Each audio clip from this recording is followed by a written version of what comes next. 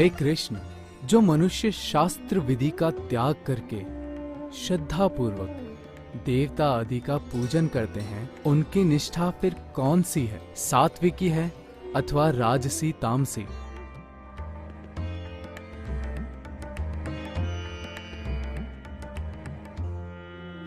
भगवत गीता में श्री कृष्ण और अर्जुन का संवाद संपूर्ण जीवों के कल्याण के लिए है। उनके सामने कलयुग था और कलयुगी जीवों की तरफ दृष्टि रखकर ही यहाँ प्रश्न कर रहे हैं। कलयुग में लोगों में शास्त्र ज्ञान बहुत कम रहेगा, उन्हें अच्छा सत्संग मिलना भी कठिन होगा। मुश्किल ये होगी कि पाखंडी लोग संत महात्माओं का वेश धारण कर लेंगे और उनको पहचानना भी बड़ा कठिन होगा। अतः जो शास्त्र विधि को नहीं जानते, असली संतों का संग भी जिन्हें नहीं मिलता, ऐसे मनुष्य यदि श्रद्धा से यजन पूजन करेंगे तो उनकी निष्ठा कौन सी होगी? सात्विकी, राजसी अथवा तामसी?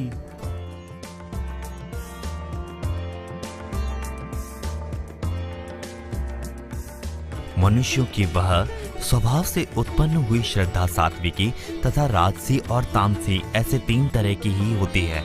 उनको तुम मुझसे सुनो।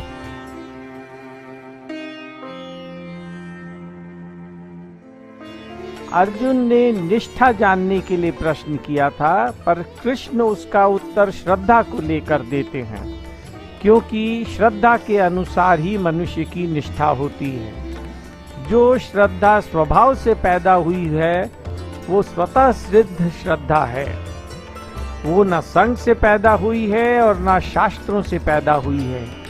ये स्वभावजा श्रद्धा 3 प्रकार की होती है, सात्विकी, राजसी और तामसी। उनको सुनने के लिए कृष्ण कहते हैं। बंधन की दृष्टि से राजसी और तामसी एक जैसी है, किंतु दोनों में भेद है। राजस मनुष्य शास्त्र विहित कर्म भी करते हैं, अतः वे स्वर्ग लोकों को भी जाते हैं और वहां के भोगों को भोग कर पुण्यों के क्षीण हो जाने पर मनुष्य लोक में लौट आते हैं। परंतु तामस मनुष्य शास्त्र विहित कर्म करते ही नहीं, अतः वे कामना और मूढ़ता के कारण अधम गति को जाते हैं।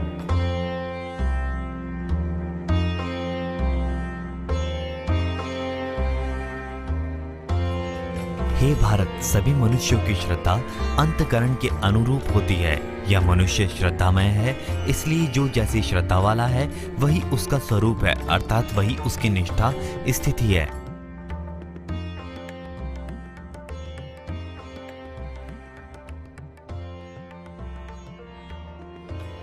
जिसे हम अपने अनुभव से नहीं जानते, पर पूर्व के स्वाभाविक संस्कारों से, शास्त्रों से, संत महात्माओं से सुनकर पूज्य भाव सहित विश्वास कर लेते हैं, उसका नाम श्रद्धा है। श्रद्धा को लेकर ही आध्यात्मिक मार्ग में हम प्रवेश करते हैं, चाहे वो ज्ञान योग हो या कर्म योग हो अथवा भक्ति योग हो। साध्य साधन पर श्रद्धा हुए बिना अध्यात्म में प्रगति नहीं होती।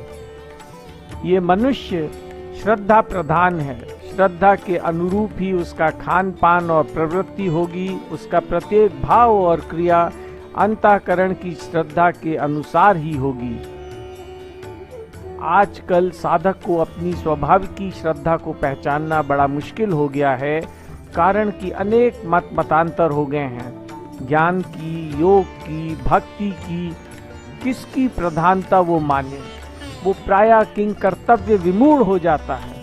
मेरा वास्तविक ध्येय क्या है, मेरे को किधर चलना है, उसे गहरी रीति से विचार करना चाहिए कि उसकी स्वतः उद्बुद्ध होने वाली अपनी स्वाभाविक रुचि है क्या। सात्विक श्रद्धा वालों में शास्त्रों से, संतों से, गुरुजनों से सुनकर ये विश्वास हो जाता है कि भगवान हैं। जहाँ ये विश्वास हो जाए कि उसे प्राप्त करना है, वहाँ प्रेम स्वतः हो जाता है, कारण कि जिस भगवान के प्रति उनकी श्रद्धा हुई है उसी के तो वे अंश हैं। अतः वो भगवान की ओर खींचता है। श्रद्धा जिसके भी प्रति हो उसकी ओर खिंचाव होता ही है। संसार में श्रद्धा होने से संसार की ओर खिंचाव होता है। सांसारिक श्रद्धा से ऊपर धार्मिक श्रद्धा होती है कि मैं अमुक वर्ण आश्रम आदि का हूँ। परंतु सबसे ऊंची पारमार्थिक श्रद्धा है। परमात्मा को लेकर होने वाली श्रद्धा को पारमार्थिक श्रद्धा कहते हैं। यही वास्तविक श्रद्धा होती है, इसी से कल्याण होता है। संत महात्माओं में भी यही श्रद्धा होती है। इस पारमार्थिक श्रद्धा की पहचान क्या है?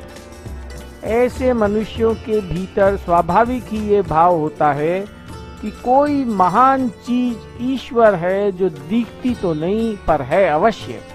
उन्हें पारमार्थिक बातें प्रिय लगती हैं और वे स्वाभाविक ही यज्ञ, दान, तप आदि शुभ कर्मों में प्रवृत्त रहते हैं। यदि वे ऐसे कर्म ना भी करें तो भी उनकी श्रद्धा की पहचान उनके सात्विक आहार आदि से हो सकती है। श्रद्धा अंतःकरण के अनुरूप ही होती है।